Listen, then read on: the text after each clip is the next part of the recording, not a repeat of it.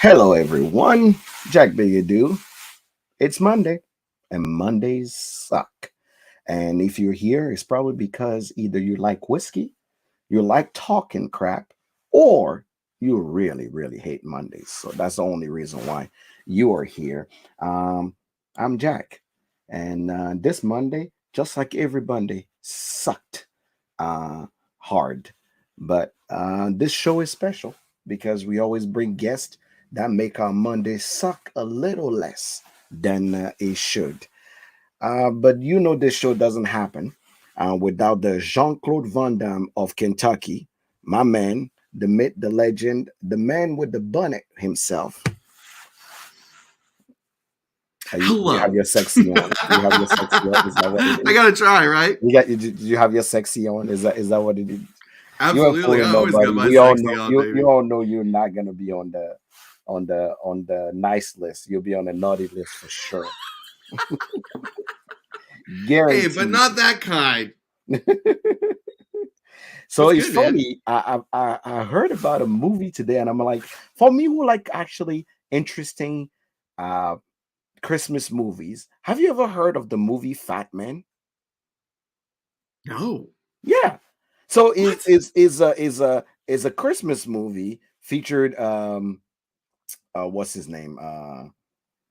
The guy. Have you ever watched Sons of Anarchy before? A little bit. What else he's played in? But what's the other guy? Passion of Christ. Who played Passion of Christ? Mel Gibson. Mel Gibson. Mel Okay. Gibson pretty much is playing Santa, and this kid that hate Christmas paid the guy that playing Sons of Anarchy to kill Santa. So it's like an action movie, but it's a Christmas movie. So Here, I'm like, I'll read you the tagline. A yes, rowdy, unorthodox Santa Claus is fighting to save his declining business. Meanwhile, Billy, a neglected 12-year-old, yeah, hires a hitman to kill Santa. absolutely. I'm like, there's no freaking way I did not know about this. So, ladies and gentlemen, if Oh you fuck, hear, I love that. since this So is the good. holiday season, I urge you to actually watch, put that on your Netflix list, is Fat Man. The Fat Man is this movie. Yep, it literally is Mel Gibson and the other kid, and you literally are gonna have a good time. You Oh know, my god. my problem with Christmas movies is they're a bunch of damn liars most of the time. No one is gonna surprise. Maybe because I grew up just hating Christmas the way That's in the household possible. that I grew up. So Possible. it's like every time I see a Christmas movie, I'm like, when is somebody's gonna make a badass Christmas movie where Santa Claus get kick in the crotch, punch in the face, something that will actually even excite me a little bit. You know, Christmas for drunk people and grown ass. That's like Christmas films for broken people. You know what I'm saying? I don't want the mushy thing. No, no, no. I don't want it. So You want Die Hard, I but want still Die want Hard. Christmas. You want a You, Christmas you know tree. what? The best question ever. What whiskey do you pair with that? I would literally go for a castrant, like a castrant ride that would punch the shit out of my palate. That's what I want to pair with that movie. It's gonna be is because I've seen Bad Santa, and I feel like Bad Santa is still like Better. it's still. I mean, they have amazing scene. I love Bad Santa, but I feel like it doesn't have what I need. It doesn't have that je ne sais quoi. A certain je ne sais quoi. That's what I'm looking for. Right. So that's gonna be Fat Man. All right. Fat It's on Man. my That's list. that's that's that's the way to go. It's on my list. That is on the list now. If you're here, welcome. If you're seeing us on YouTube, Facebook, or Twitter, so for all of you guys that are hiding from your ex-wife or the IRS from Twitter, we on Twitter, so they can see what you actually are doing now. If you don't like Elon, this is your time to comment on Twitter as well, as we are there to actually promote the bullshit that he's out here doing. But if you're here, we start the show always the right way because after all, this is a whiskey show. So we started the white way by asking, what are we drinking? What are you What are we drinking? drinking? I need to find someone to make this like voice memos for me so I can actually put it You with have this. like the radio show Yes. soundboards. Oh Yeah. yeah! Like I want to just push on this. I want the person to go, what are Oh we drinking? yeah! What are we drinking? That's what I'm looking for. I'm looking for something like that. So if So you have I'm actually starting off light because I want my palate to be ready. So Mhm. I'm going with this guy right here. Hold on, I'll wait till it resets. Let me see. What Dun, are dun, you drinking? dun, dun, dun, dun. You know what? Little You know ancient what? ancient age, courtesy of the good old silver dollar. Nice. Thank you, Larry. Thank you. I need that in my life. That's pretty light. That's a good way to start. It's flavorful, but it's light. It's a nice little palate prepper. And funny thing is that is the only bottle I tell people, if you know, you know. That's a type of bottle where if So you know, you know. he did a big release like a week and a half ago, and he dropped a Blanton's barrel and a Weller barrel. Mhm. By the way, the Weller Foolproof was fantastic. Don't get me wrong, but everybody was leaving with one or the other, and people kept asking me, "Why'd you get that?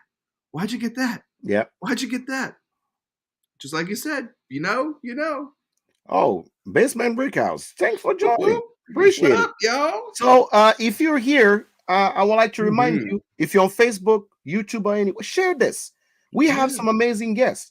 The one of the guests we have, I've only been trying to talk to her for since high school.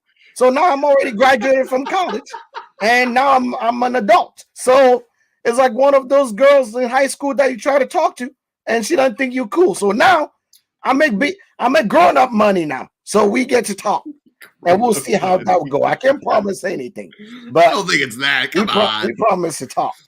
So I had to talk to my main man to make sure that he hooked me up and make sure that we have amazing people here. For all of you guys who don't know, I'm seeing a few of you guys drinking something good. Tim is drinking Lucky Seven. Ooh, that's a good one. Here. I'm about Somebody's that. drinking a Russell's. There we got a Russell's I saw a here. lot of Russells in the comments. Yeah, Russell's pick. Yeah. It might Russell's tis the Dry. season. Tis the season of some Russell pick.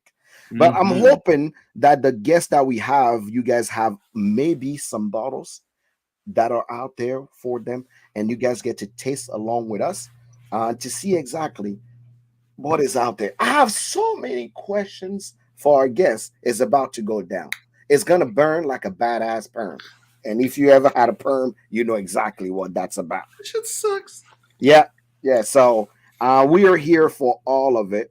I see what y'all are drinking, but let's bring on our guests. We're not gonna waste a lot Let's of their get it time. going. Let's bring on our guests. Our first guest is one who I like to call the ninja of the whiskey industry.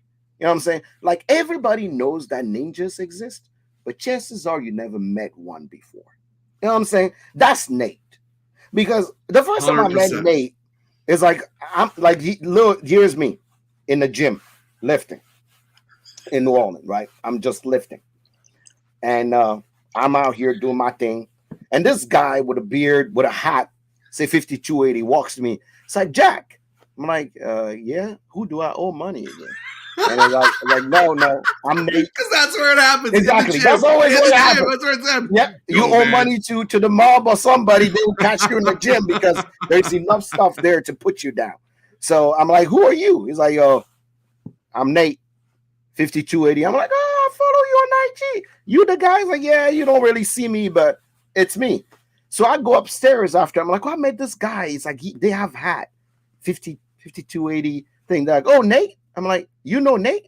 Like everybody knows Nate. Everybody knows everybody Nate. knows Nate? Everybody knows Nate. So Everybody it's like knows the Nate. ninja. You heard about if you now finding out about him, everybody around him is already done. They already have met Nate and met their fate. So, ladies and gentlemen, help me work out. The man, the myth, the legend. Yeah, Nate the Great. Nate the Great himself. But our second guest comes without introduction, as she wrote her own legacy. If you ever tried anything from anywhere that may be old or belong to a forester, you probably have heard this name before in the industry. If you're in the whiskey industry, unless you just don't know people by name, just like me, 4.5 years ago, I heard this name, this girl, because her name is also like mine. I'm Jack. She's Jackie. And obviously, I had to remember the name. But, ladies and gentlemen, without further ado, Master Blender, award winning, featured in multiple whiskey magazine. At the same time, down to earth and an avid outdoor person. That's actually what I really like about this person. Avid outdoor person. You don't put a bow or a gun in this woman's hand and wait in the wood, because you may not make it the 500 yards. She'll take you out. Dangerous. Don't let the smile fool you. Dangerous. I have so many questions right now. Yes, the question that you have is that I've been cyber stalking you for 4 years, because I'm like, who is this woman that will refuse to talk to the man, the myth, the legend, myself? So I had to cyber stalk you to find something that maybe make you impossible to talk to. So I know everything about you, everything.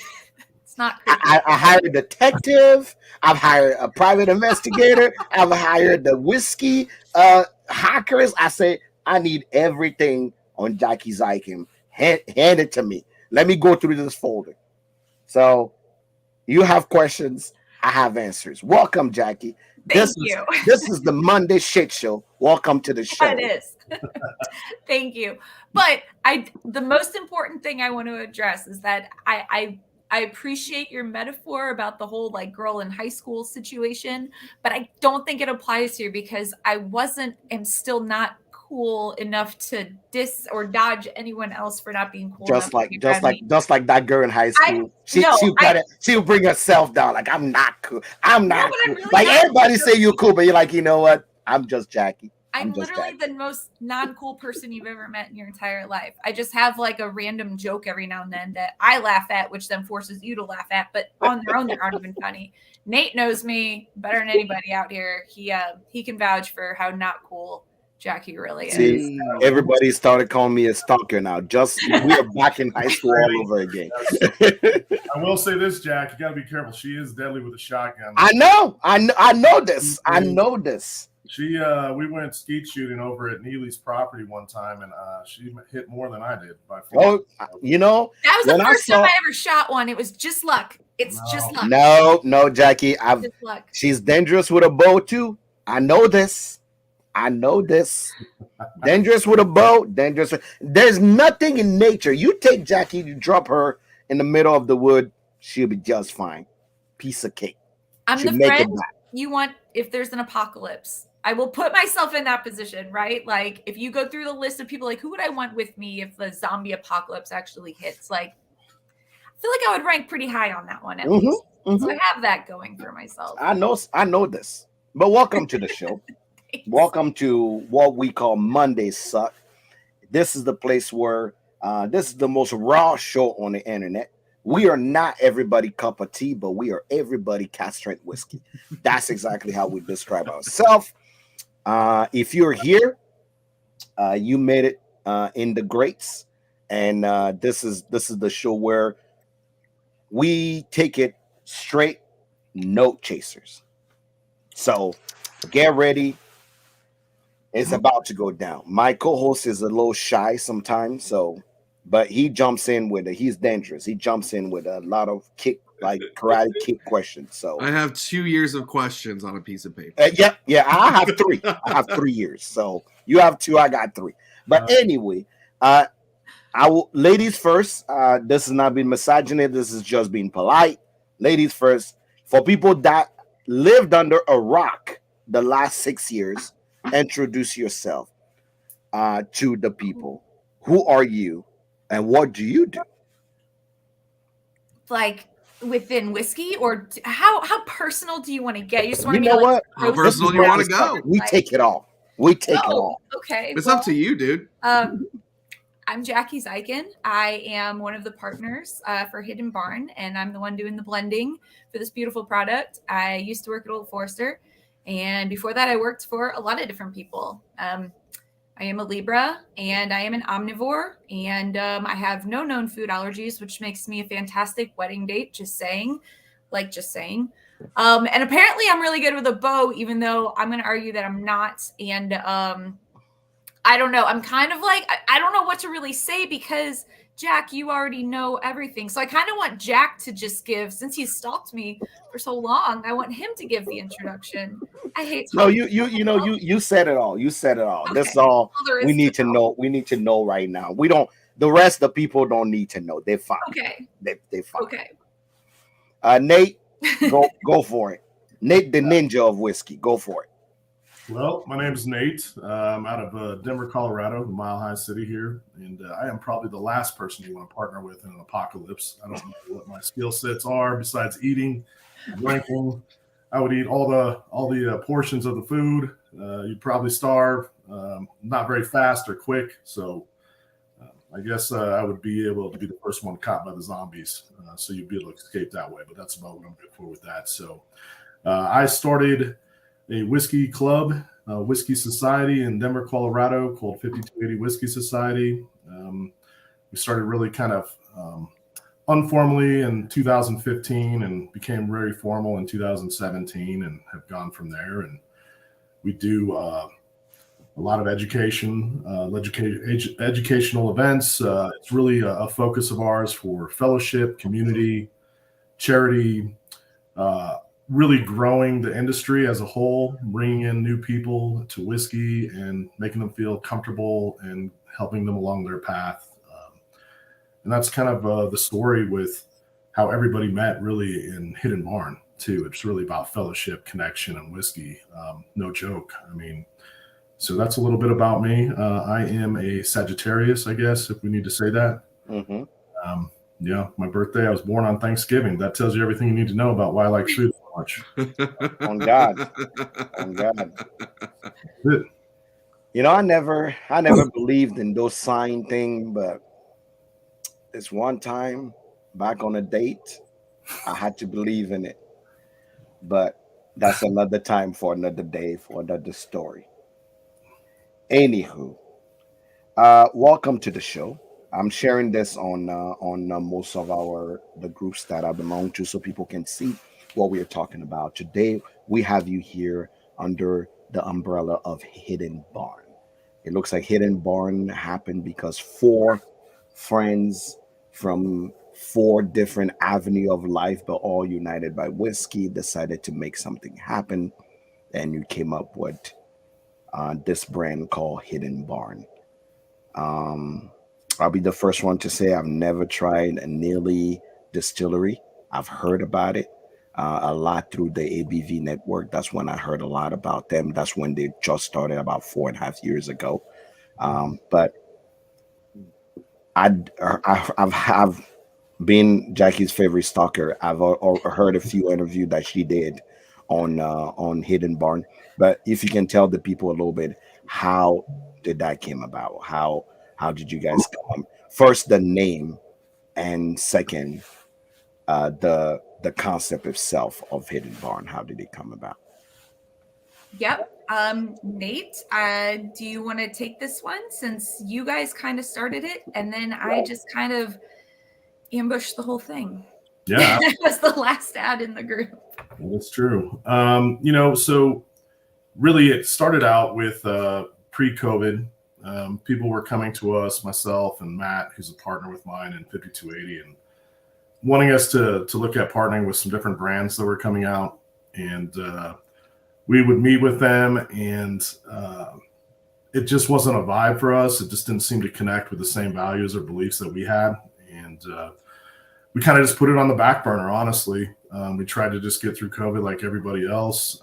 We almost had gotten a brick and mortar place during that time, which would have wiped us completely out. That would have been bad. So we were very fortunate that we hadn't moved forward with that. And as we started to kind of come out of the caves and, from homes and whatnot, and get back together in the community and connect, we decided that we wanted to maybe move forward with something and wanted to go a different direction in creating a brand. And Matt and I had talked about it before, and what that would look like. and started to create a business plan for Hidden Barn. Looking at all the different options, there's so many different ways to do it, right? I mean, except for we didn't have several $1 million to start building a distillery. Mhm. So we were doing it on a food stamp budget, I guess, is what we were trying to figure out, is how do you build a brand in a thrifty manner. And then we thought about it. I met Royce Neely in New Orleans at the New Orleans Bourbon Festival, I think 2017.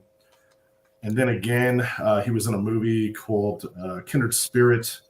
When 5280 had him come out for a charity movie screening that we did from that movie, and met him again there and became friends with Royce. And I really had a lot of respect for him. When I met Royce in New Orleans, I was in a session. If you've gone to New Orleans Bourbon Festival, they have very great breakout sessions with the master distillers, master tasters, master blenders, owners of distilleries. You can really learn a lot there. And I was in a session. It was either with Andrew Webrink or Trey Zeller. I can't remember which. But this young kid up in the front just kept asking a lot of questions, and this was incredible, and it made me feel completely stupid, and really just put me in my place about really where I was at in my whiskey journey, and just how much, so much, and I still am that way, there is to learn in whiskey and the history and everything that's going on today. So I just became friends with him, and I said to Matt, like, hey, I think if we were going to have someone that would distill the liquid for us, I really feel like Royce would be fantastic. I think he's up and coming. I think that he is just starting to get into his own, and he hasn't really distributed anywhere. So people, just like you said, Jack, aren't really aware of a lot of his products. He does really well out of his gift shop and just hadn't really moved on past that. So fast forward a little bit, and we were doing a business plan. We had contacted Royce, who said he would be in on it, and we started to work on that. On the other side of it, Jackie has been a good friend since 2017 as well. We met at the Breckenridge Bourbon Festival, and I was there with some other members of 5280, and you were doing a presentation. I think Whiskey Row series had just launched. I want to say it was something like that. It might have been Whiskey Row. Maybe was it prior to Statesman, or was it the year before? I can't remember. But you were doing the Whiskey Row. I think the first 3 pours of Whiskey Row. Minus 1910, but all right. I don't know. Not that time plan, I know. I don't remember. But long story short, I wanted to connect with her and just thank her for just. I had gotten a bottle of birthday bourbon, which is very difficult to get, and I was pretty excited about that, just like everybody. And I wanted to try it with her. I wanted to open it with her and taste it with her, since it was I think it was the first. It was at 2016 to 17, so I think it was the first one that you were on. And so she said yes, like that she would absolutely do it after she was done with her stuff. At the end of the day, we stepped by an awesome mountain lake there in Breckenridge, Colorado, and popped that and just talked whiskey, and that's where kind of that connection started. And as you know, Jackie, like you said, is an outdoors person, and Colorado is a little bit known for its outdoor activities here. We have a few things to do out here. And she would come out here and connect with us, my wife and myself. And we would do things that would really put me out of my comfort zone, like snowshoeing, cross-country skiing, things that like I hadn't exercised for 6 months. And then all of a sudden I was up at way up in the mountains doing that. But it was fun, and we had a great time, and that's what we would do. And through that, on one of these trips, she had come out. What was it, February? I can't even remember when it was. It was like this winter. It was early this year in the winter, and we had gone cross country skiing. And as we were going, I was telling her about this project that Matt Royce and I had going on, and just as friends talking about it. And Jackie knows a lot. She's learned a lot in her time in the industry and with Brown-Forman and Old Forester, and she started asking questions, and I started to panic a little bit in my head, because I was like, I really don't know what I'm doing, and we don't know what we're doing. There's a lot of things that are the unknowns and things that we really need to think about. And as she asked more and more questions, I kind of was like, oh God, like we've got some work to do on this and figuring some of these things out. And that was everything from the glass to, heck, we talked about a lot. And Jackie knows a lot about marketing too as well. So we just talked about it, and she was very helpful as a friend would be. And that was the end of it, and kind of went back, and she went back her way to Louisville. And I called up my partners and was like, hey, do we do this? Do we know this and that? And we tried to start working through things. And then fast forward, I'll let you tell your part of that story, Jackie, kind of what transpired, and then, contacted me and saying, there might be some interest here. I mean, I had been sort of putting feelers out just to kind of see what else was going on. And I had a couple of different opportunities that I will not disclose. But everything just always seemed to be, you're moving apples to oranges, sure, but you're still in a fruit basket, right? And I was like, I don't want to be in a fruit basket anymore. Is the nicest way I can put it. So I don't know. This was an interesting one. It's completely, if you're going to make a massive change in your career, like just flip the whole table over, right? And go super, super small and like literally no budget whatsoever. But the trade-off that you get with that is that you've kind of cherry picked who your coworkers are, which is awesome, right?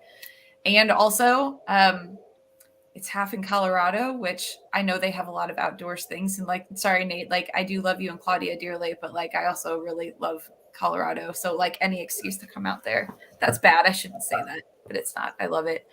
And I don't know. It was just time to make a change. And so I kind of had a different path already organized of what I was going to do. And I fully trust that when shit isn't going to work out and it's not for you, it will fall apart, and you don't have to try to hold on to. You just go, okay, now we're going to be over here doing this now.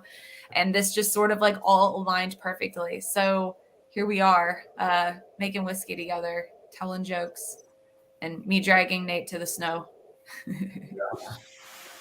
I'm only gonna bring the Old Forester thing up once because I really want.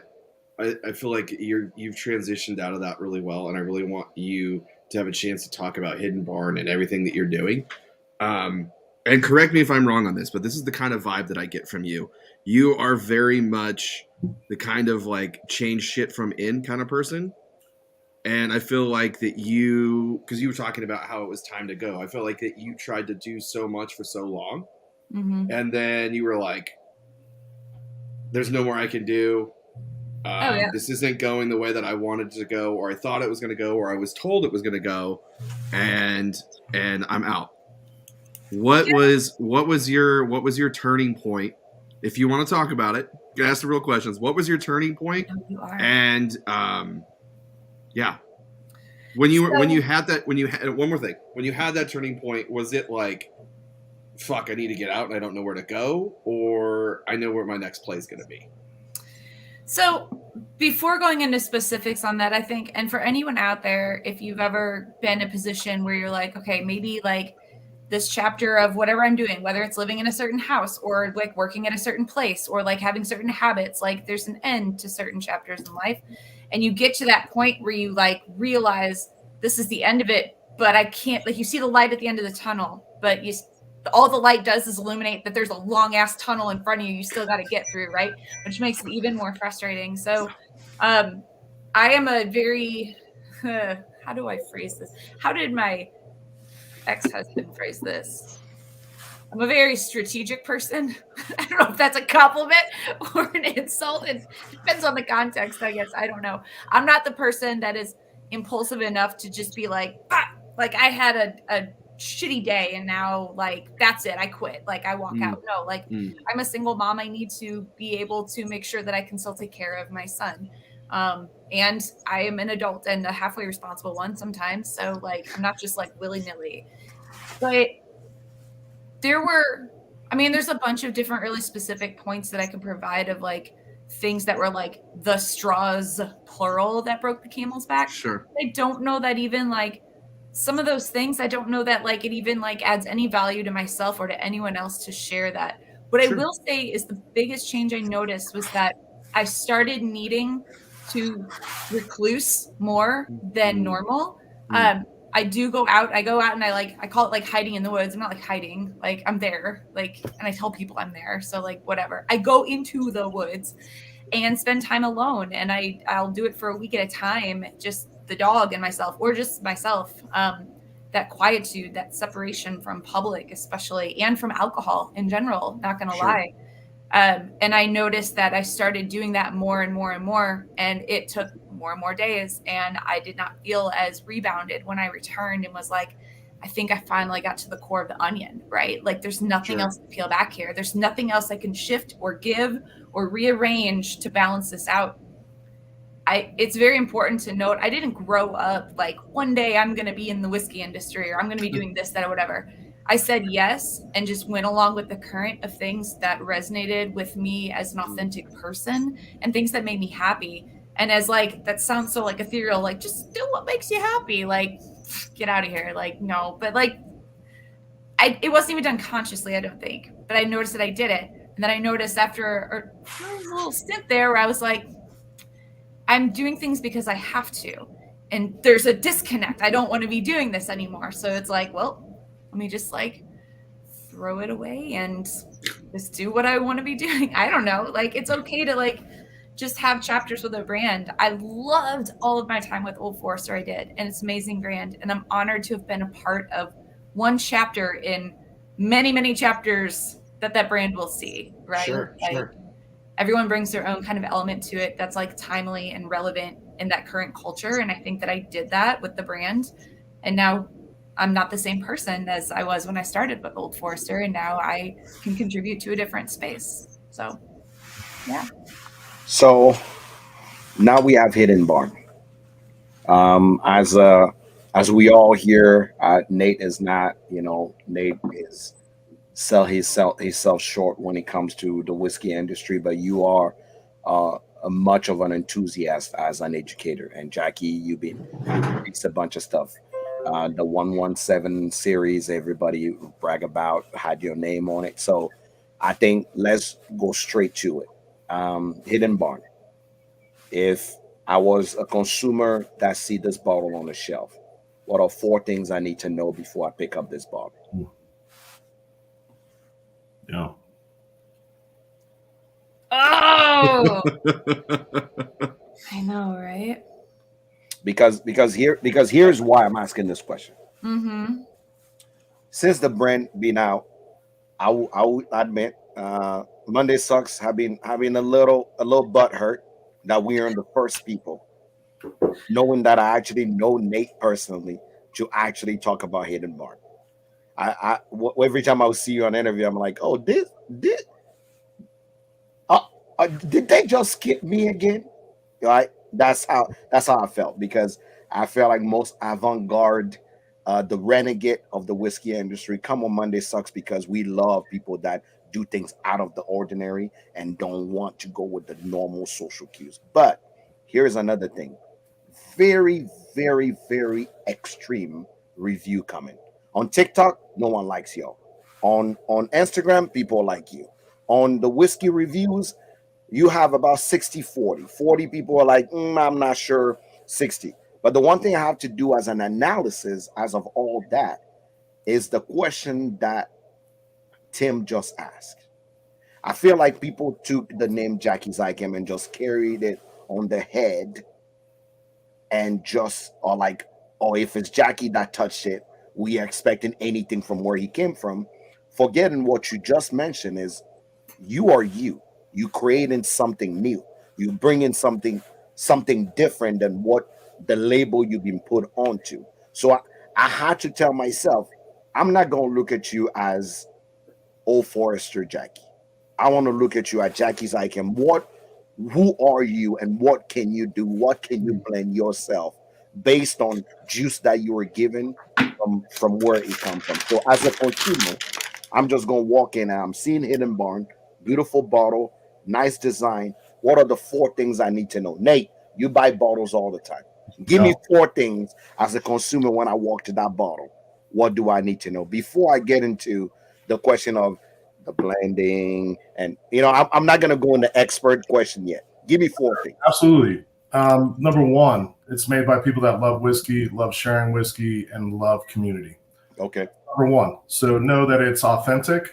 It's authentic with the group that's involved with it. It's authentic in the process that's going into it. And we are putting our stamp on it because we truly believe in it. There's nothing that we're putting out that we wouldn't put our stamp on and believe in. And that comes from people that have been drinking whiskey for a long time or have been in the whiskey industry. 2, it's different. And it's different in a good way. It's different in a good way because there is so much out there right now that is very similar, the same. And we talk about Monday mundane. It is you can go on a shelf and you can find 25 labels that all have the exact same whiskey in it. That's a fact, right? And there are so many new labels, so I get it. It's like we're just one more label, we're added to the shelf. It's like, what makes you stand out? Well, it's what goes into this whiskey. It's a process. So I would say the third thing is this is a very difficult way to make whiskey. It is not a cheap way of making whiskey. It is difficult. It's double pot stilled. Those of you know the difference between column still, double pot still. There's a lot that goes into double pot still. It's not a continuous still that's running constantly. This is one that has to be loved and nurtured and and observed by the human touch, not by the machine touch. So I would say that it's something that is a product that is and will continue to be something that we believe in. Whoever it is, we'll have different series, and we can talk about that in a minute. But we believe in the distiller. We believe in the process behind it. Okay.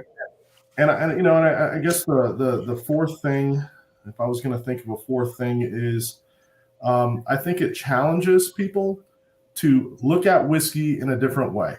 We are not trying to be 1920. Jackie is not trying to blend to a profile of Old Forester from their recipe, their one grain mash bill. Like, we are trying to do something that is different, that stands out, and we know not everybody is going to be on board with that right away. We know that there are going to be people that are not used to this style of whiskey, which is a full, robust whiskey. It is a very complex whiskey.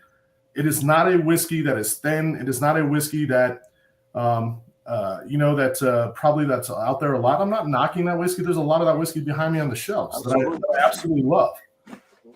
Heritage brands or whoever it is, there's a lot of that whiskey that I love, and there's a time and place for that. And I definitely love sipping on that and getting those light kind of citrus fruits and some of those things that you may get more off a column still.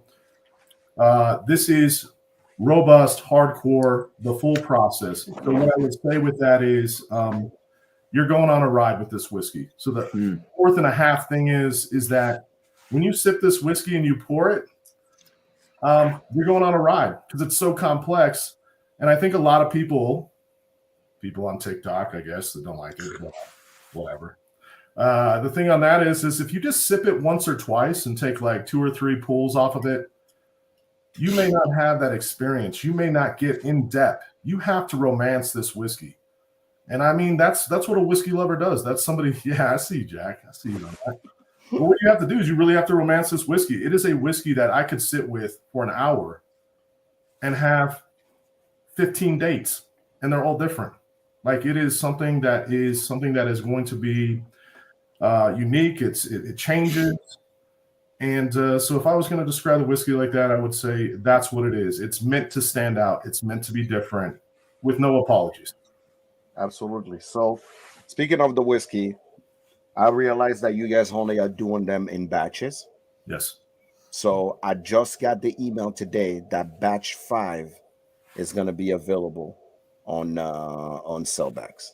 Yes. Right now, batch 5 just came out on Sealbox yesterday afternoon. Yeah. We gave them quite a bit this time. The last few times it sold out pretty quick. We wanted to give them more because we also realized that we're only really distributed right now in 3 states. We just added a 3rd state, but we also distribute via Sealbox in another 20 plus 2 states. And we want to be able to get it at least out there in some quantity. So Sealbox has it available right now. I'm not sure how much is left, but it is. And the other thing, I let the expert talk about this a little bit more. Jackie talked about the batches, but there is definitely huge variances and differences between these batches. That was my next question. That's intentional. Or each batch, does each batch have their own. First, before we answer that, Yeah. are we using the same mash bill Yes. in the blend? 70, 20, 10. One of the other things, and I didn't add this, so maybe this is 4 3/4, is that we're going to be extremely transparent with whatever we do, because we believe that as a whiskey consumer, drinker, there is nothing that we won't answer about the whiskey. So it's 70, 20, 10, 20% rye. On this series, there'll be other series that have differences, variants on that. Double pot stilled. The barrels, Zach Cooperage, we're using 2-year seasoned staves. So they're in that field for 2 years, which is, again, another process to get those tannins out and sure. product. That was my next question: is how old is the average of the whiskeys? And the average whiskey is between 4 and 5 years right now. We have the oldest stock that Neely's produced. Like, that's what we are dealing with right here. Neely's been distilling for about 7 years after he came legal and started distilling legally. I mean, my favorite shiner. Yeah, before that, I mean, they distilled 11 generations illegally, allegedly. So we're getting his oldest stock right now. That's what these first batches are. And I think one thing to also think about before we have Jackie kind of jump in on these is you have to remember, like, think of a carpenter with his tools or someone with their craft. This is Royce's first whiskey that he was making, his first bourbon on getting used to his equipment. And this is a very hands-on process. And I really believe, and I've seen it because he's won for some of his 2-year, he won a San Francisco double gold on some of his whiskey already. And that stuff's coming to us when we have that stock. But the thing about it is it's going to get better and better with Series 1, because I really feel like the whiskey that's coming is good. And I think that all of the series that you're going to see them shine, and where they come from, they shine. And the reason, like, for Series 2, which we can't, I wish we could tell you what that's coming from. That's going to be, there's going to be a press release on that. But I think what you'll see is how we're taking distilleries and we want to really have them shine, and create something. And the next series is Series 2 is going to be fun too. And so I'll leave it to Jackie now because she's the expert. So right now what we have is batch 3 and batch 4. That's what I have. Yes. Already on the nose, those two smell like two. They're vastly different. They are vastly different. I'm talking night and day. 3 is crisp and sugary, and 4 is bold and robust. Like, actually, 3 is like a for me. I'll put it in words that make sense. 3 reminds me of an unstable, like, teasing nose, very youngish, aggressive. And 4, on the contrary, smells maturity and very settled on the nose. But I haven't tasted this yet because I'm very, very particular when I'm talking to anybody about their creation. I love art, so I respect people's art. So I always like to know what went into the art as I taste it. In your opinion, which one should I start with, Jackie? You're the one who blended it. Should I start with 4? Should I start with 3? You should start with 3 for this one, definitely. And so I want to build off of a couple things that Nate said, because let me make it very clear that we're not purposely trying to be defiant by any means, right? I think there's a big difference in being unapologetic in the sense that you're just appreciating things for what they are and, like, owning things for what they are, as opposed to, like, trying to forcefully be different. And it's like, it's not a phase, mom, like that kind of stuff. Like, it's not what we're doing at all. But one of the most interesting things, and I'll meet this head on, that we've heard feedback on, especially batch 1. I think batch 1 was incredibly polarizing for a lot of different reasons. Number one, everyone had this expectation in their mind of what it was going to taste like.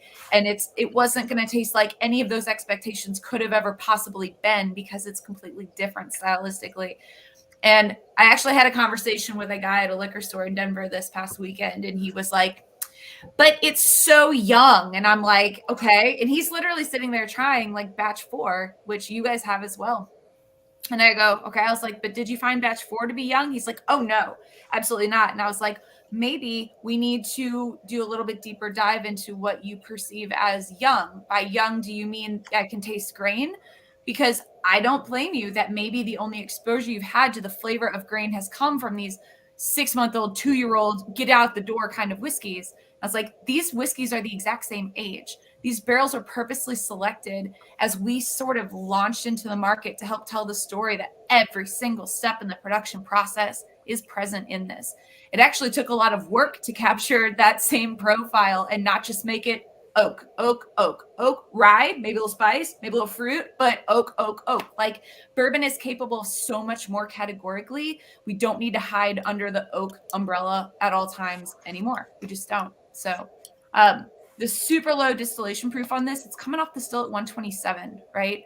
You're holding on to a lot of flavors that you otherwise lose in a lot of the, I don't know. I mean, there's nothing wrong with column still whiskey. It's just different. It's just different style. And that's okay. But yeah, start with 3. I'm sipping 3 too. So I started with that one. So while we're sipping this, I want to bring up a couple of things, and we can probably go back to this too. Is there a reason why you're not leaning into more of the history of what Royce and what's happening at Neely Family Distillery? And I'm saying this from a selling point because I work behind a bar and I do private tastings, but I also work in a bottle shop where I sell bottles. And how I sell this is I explain the whole process of Royce is an 11th generation moonshiner. He takes moonshining techniques into making whiskey. There's things and nuances and things that you're going to taste in this that you've never had before because it's a completely different process.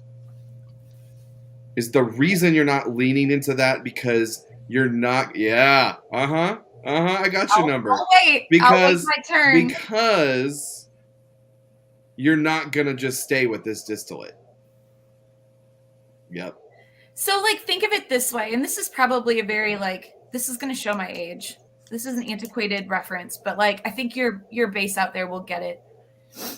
Bullet didn't go out into the market and have Al Young write a book on the backstory of their brand to share, did they? No. I'm just going to leave it there.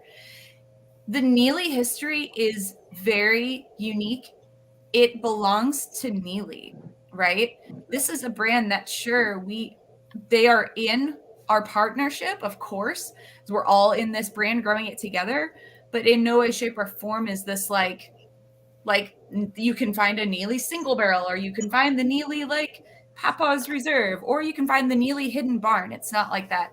I think you already answered the other part of that with what you said. We don't want to have limitations. We want to be able to just, like, none of us got the brand is Hidden Barn, not Neely blended whiskey. Right. Correct. So the name of your brand is exactly what it's going to be. It's Hidden Barn for a reason. Look at this. Look at this. I'm over here dissecting your guys. I like Nate's little smirk. Look at this. So here's my next question. Is batch 4 the last that we're going to see of Neely? Batch 5. Batch 5. Or is batch 5 the last of that? No.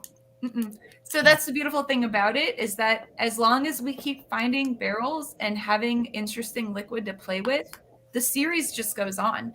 You won't see series 1 end when series 2 starts. It's just going to become this like tangled web of amazing. So series 2 is going to be a different distillery, and series 1 will continue.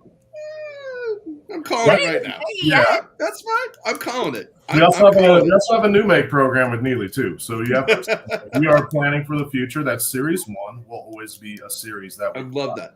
And there is so much whiskey out there that is unnoticed or in the corners of wherever that is good and deserves to have a spotlight on it too. And we want to be a part of that, finding those good barrels and finding that whiskey. And that's where that transparency comes from. And with this next distillery that we partnered with, you'll see everything about them. Right up. And somewhere, Nate, not to cut you off, but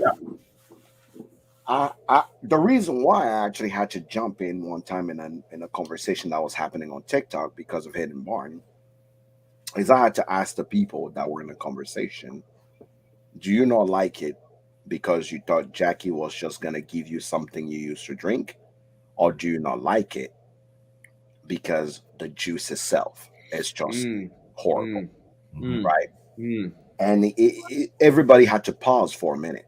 mm. They're like, oh, maybe because it's the name. I'm like, yes. Our brains play games on us. Hmm. It's like if I say if it's like if I say, you know, Jackie is coming to blend my whiskey, everybody think it's gonna be unicorn farts and rainbows. That's gonna be because it's Jackie, but no one asked. There's other factors that goes into it because maybe there's distilleries that make things that I can't I just it doesn't fall on my palate correctly. Mhm. Mhm. And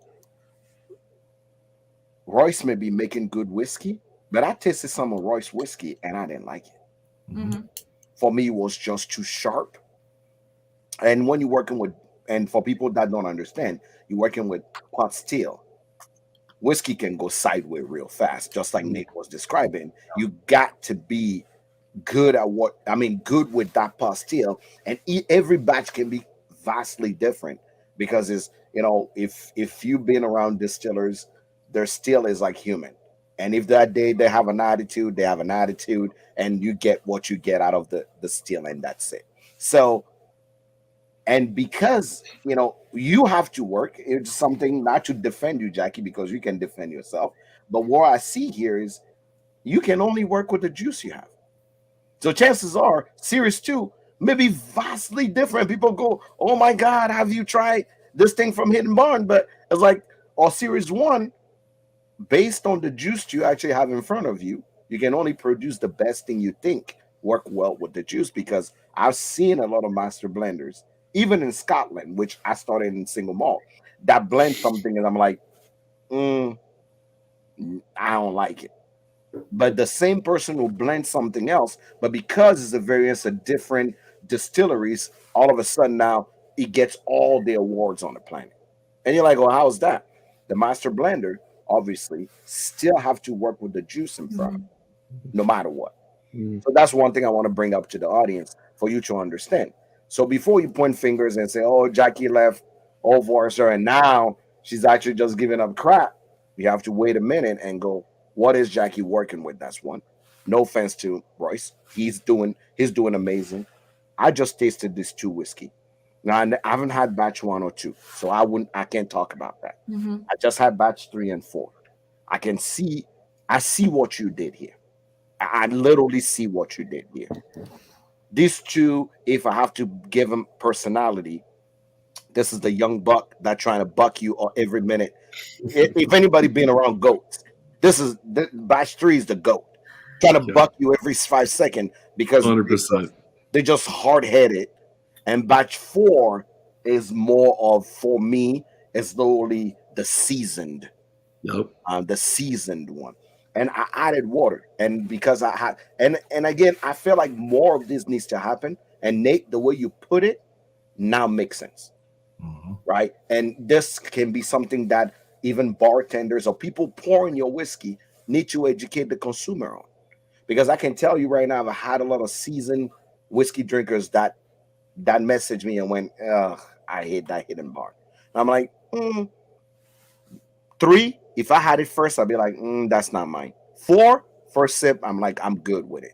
But adding a little bit of water to three, like that's the reason why when they started talking, that's why I stood up. I had to go get my distilled water to put in and see if by bringing a little bit of the ABV down, letting it open up. Because if you're an expert in the industry or you've been around whiskey enough, you know that not all sides fit all whiskey.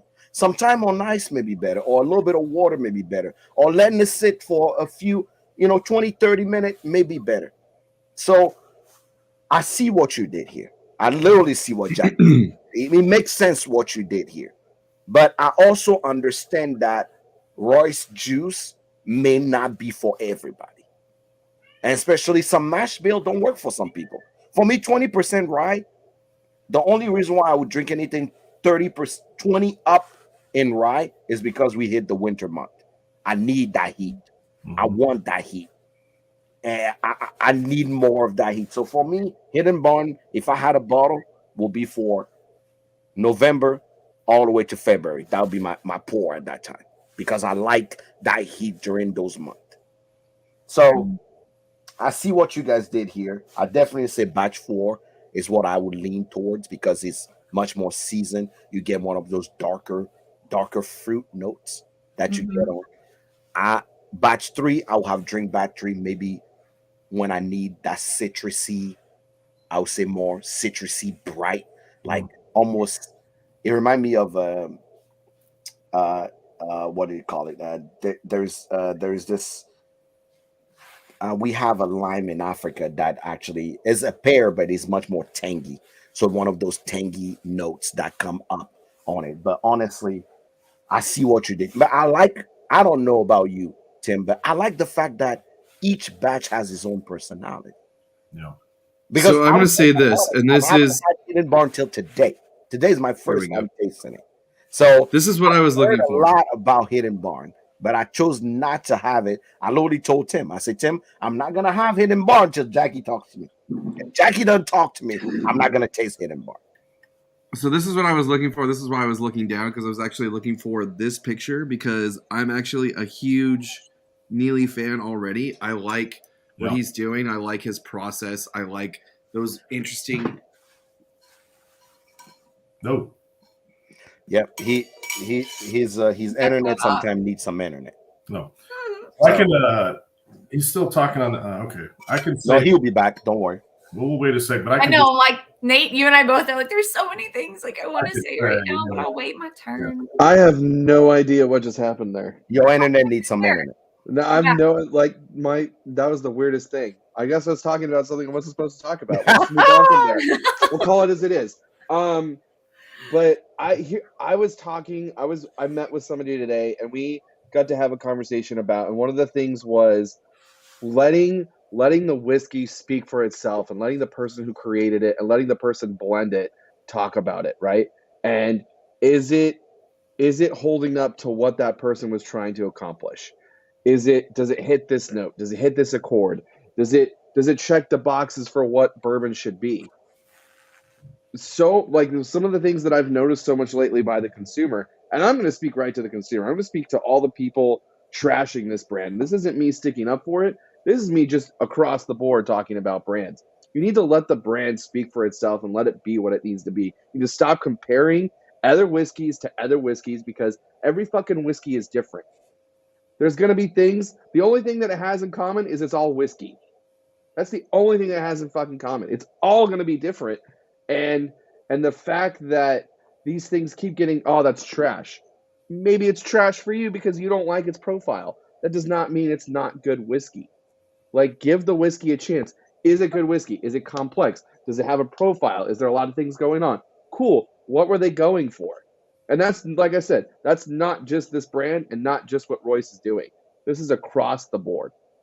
That's one thing that I want everyone to take away. Watching this right now, that's what I want you to take away from this. You need to give whiskey across the board a chance and let it be what it is. Don't let a name persuade you. No, if there's a name behind it, oh, well, they did a really good job at X, Y, and Z because they know what the fuck they're doing. This whiskey's probably going to be awesome for another reason. I'm done. Rant over. I'm going to step off my soapbox. Sorry, I had to get that out. No, but I think you bring up one of the key things that like I want to share about all of this. So we are fully transparent about everything, not just because we have nothing to hide, but also that's kind of part of the journey you go on with us, right? As we kind of maybe discover some small distilleries out there that are doing things in a unique way. The point of us providing every single production spec that we can on our website. So if you get a bottle of Hidden Barn, like go to the website, every single thing you would want to know about it is listed on there, because perhaps you're tasting it and going, this is different. And maybe that takes you immediately to change is bad kind of place, right? Which, like, I don't judge, like it or don't like it, that's fine.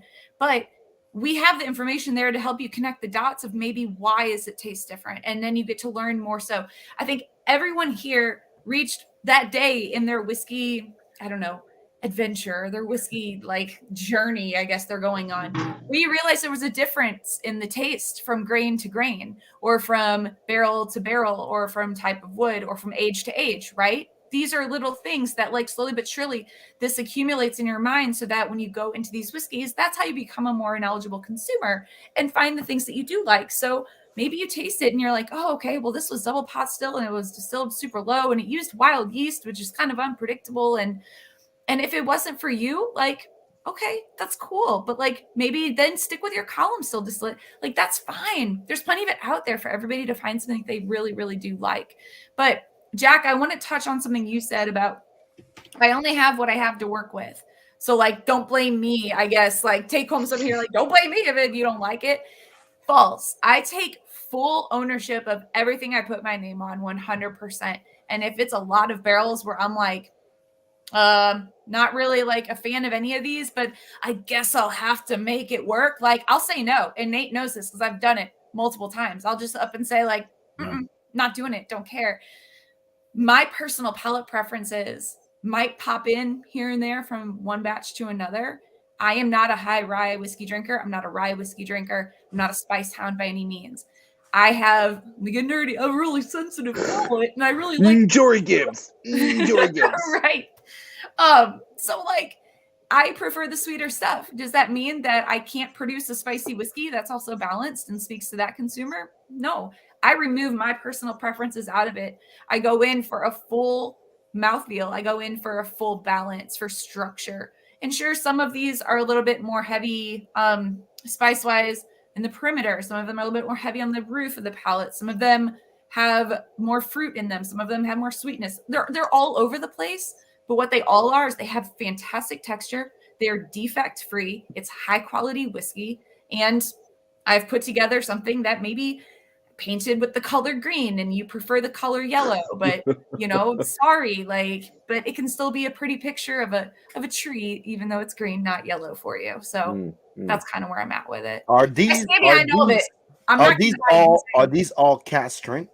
Yes. Yeah, they're all straight barrel to bottle without filtration. Cool. That's really what I thought, because when I went on the proof, I'm like, because my tagline is the proof is the truth is barrel proof. So I like when things are cast strength, because it really should, like I said, I know what you try to do here. Yeah. So because for me, just tasting this, and if it was a cast strength, I see what you're trying to do. Well, is it going to be for everybody?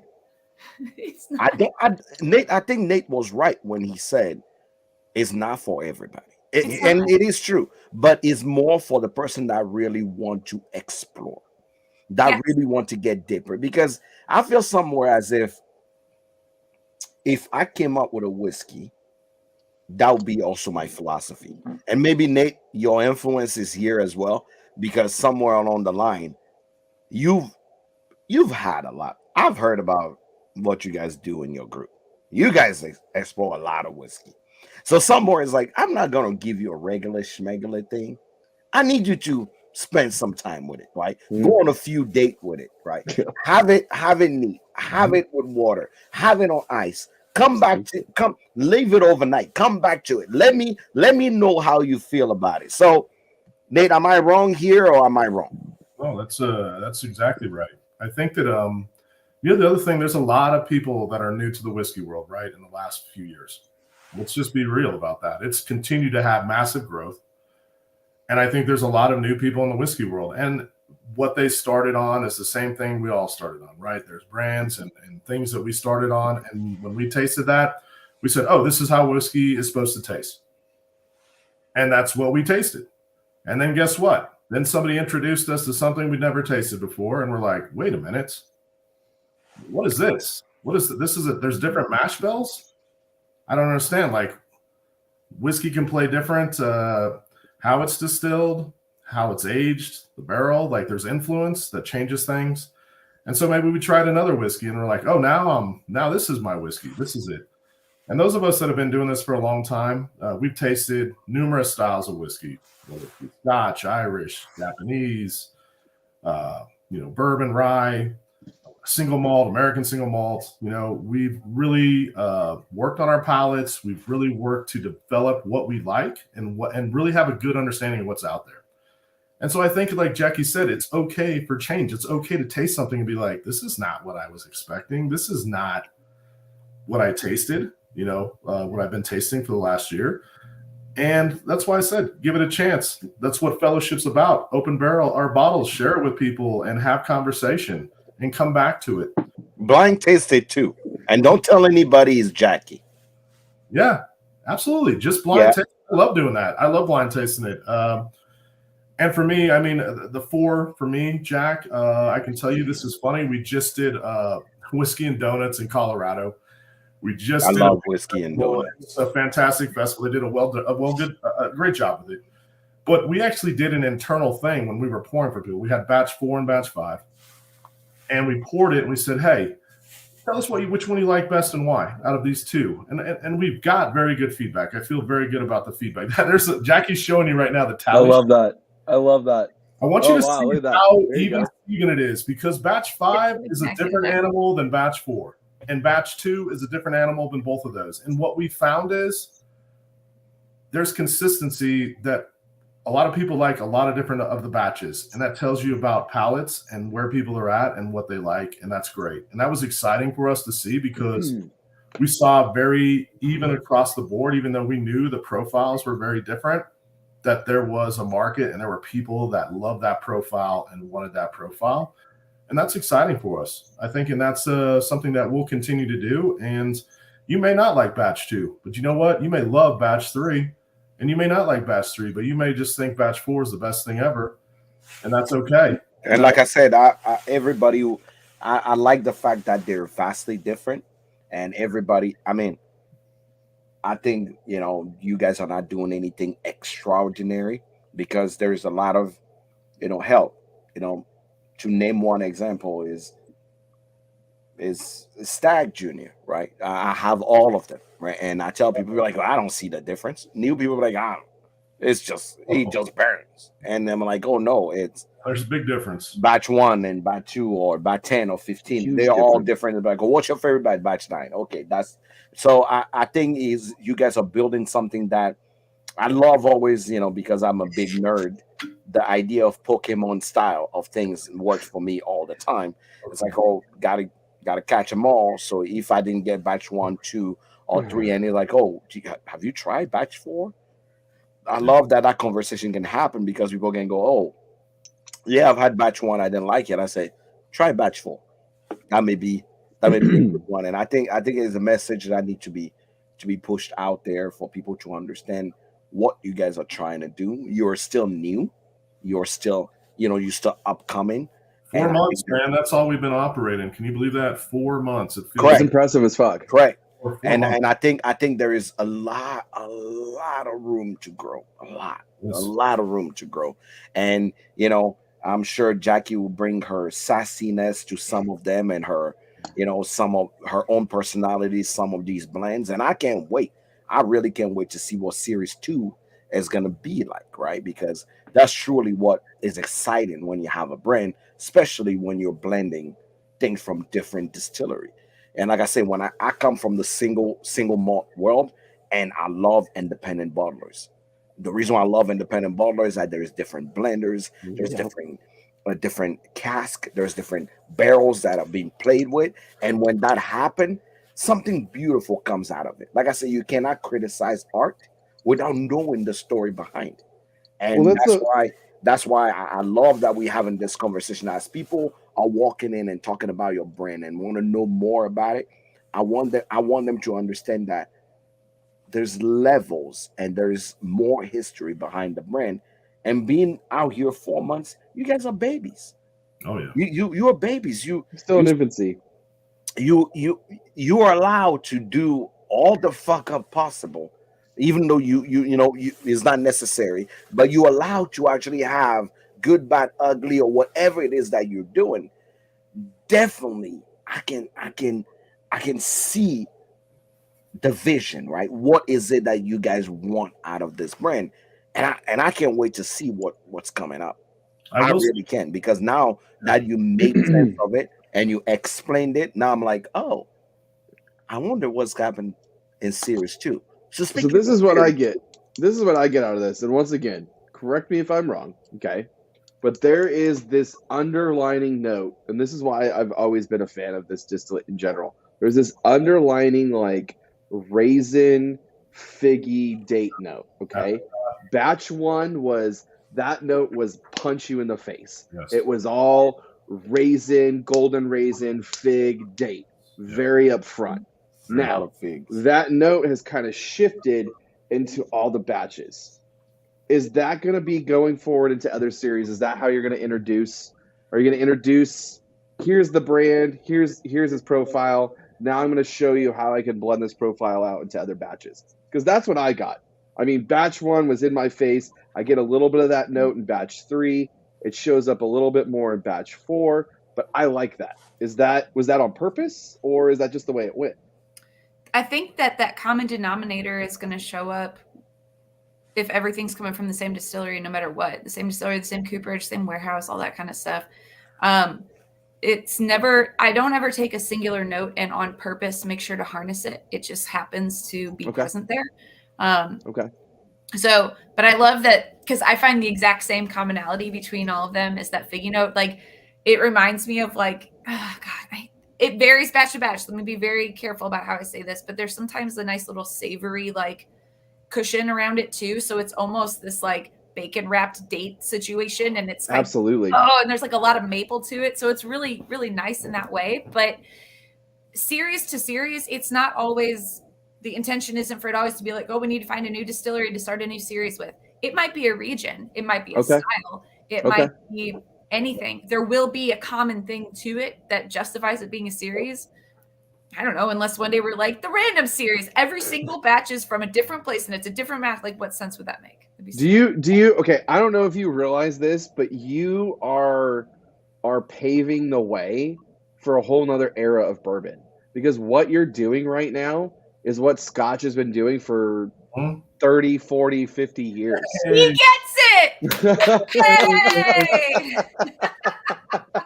and Jack brought There's this a up reason earlier, why I too. kept bringing single malt. Exactly. Jack brought this up earlier though too, is the independent baller. Look at Brocolati is a great example of this. When they defunct and before they got brought back up in the 90s, there was a lot of their barrels that went all over the place, and different blenders and Glenlivet Yes. himself, Yep. Koa Ali, what do you call Buna Haben themselves. Yep. You have Glenfiddich had to do that themselves. Yep. So at a certain point, like I said, I see what the idea is. So I think what the audience needs to know, because you're new, people keep Googling what Hidden Barn is about. I hope that my hope for you specifically, Jackie, is that you are no longer known as Jackie by association, but Jackie as Jackie. Yep. Right. That's what I want. And so people will know exactly what you are able to do. That funk is going to be on you forever. But somewhere along the line, the smell is going to go away and people get to know exactly who you are. Right. If you get it, you get it. And somewhere along the line, people are going to see you for exactly what you do and your own individual talent versus knowing you by association. And I think as this series progresses, that's going to happen. And people are going to see that. Nate, I truly believe I see what vision you're bringing into the industry, and it's interesting enough for me now to start paying attention now that I've had the juice. I've listened to a lot of interviews. I've seen what is it that you guys are doing. But now that you explain it, I know now the next time somebody approach me with this brand, what is the accurate and fair answer to give to that consumer. Which brings me into what should we look forward to? Now that we know how you make your whiskey, what's the ideology behind it? We know how Jackie is blending and bringing flavor up. what should we look forward to? What does consumer need to look forward to? We talked about batch 5 that is available on sellbacks right now. Sealbacks, Colorado, and Kentucky. Kentucky. So now what do we look forward to? What is it? What can you talk about that consumers should look forward to as they go into buy batch 5? What's next? Batch 5 has the same level of boldness as batch 4, Ooh. but it's flipped upside down in that it isn't really showcasing the rye grain in the mash bill. It's more of a traditional sweeter bourbon flavor profile. Yeah. So if you're not a super high rye person or you're not a rye whiskey person, then hunt down the batch 5. It's the sweeter one. And when I say sweet, it's still going to punch you in the face. Like, it's definitely going to punch you in the face, but it'll apologize for it. Like batch 4 doesn't apologize for it. No. If I punch you twice, I don't know, but I'd agree. One other thing we do have coming out, you guys, that we launched at the Kentucky Bourbon Festival, but one of the things we do have come out is a limited edition finished whiskey in Madeira. We finished some barrels in a Madeira cask, and I will say that. Oh, you have that up there, Jackie? Show yeah, the. this one. This one is. I will say that this bottle. Why Madeira? Well, you know what? Why not? I guess everybody's kind of finishing things. I thought it would be because I know Madeira cask, so I've tasted a few things in Madeira cask. I was just curious why. Yeah, I think there's some similarities in in some ways, and with this robust whiskey and whatnot, I think it plays well with it. And I think that it shines well. And I think that, when we were doing it at first, you taste it, we're tasting it. And we're like, oh God, like we're very small and we can't afford to lose barrels. And if we just lost 3 barrels worth of whiskey, well, that's going to be a problem for us with some other things. But what we absolutely found at about that 6-month period, right under 6 months, it turned again in that summer, that Kentucky heat, and man, I love it. I think it's a very unique thing. So for me, we're going to continue to do some of those. We have another limited release that's going to be coming out December, Jackie. I don't know. I won't say what it is. It's a different mash bill. It is still under Series 1, but it is a different mash bill. One thing I do want to go back with Neely, because I know Jackie had said that it wasn't something that his whiskey maybe didn't hit your palate very well. And Tim, I know that you said you really like Neely's palate. I will say this. Everything that Neely has put out has been at that 2-year age statement pretty much and has been single barrel.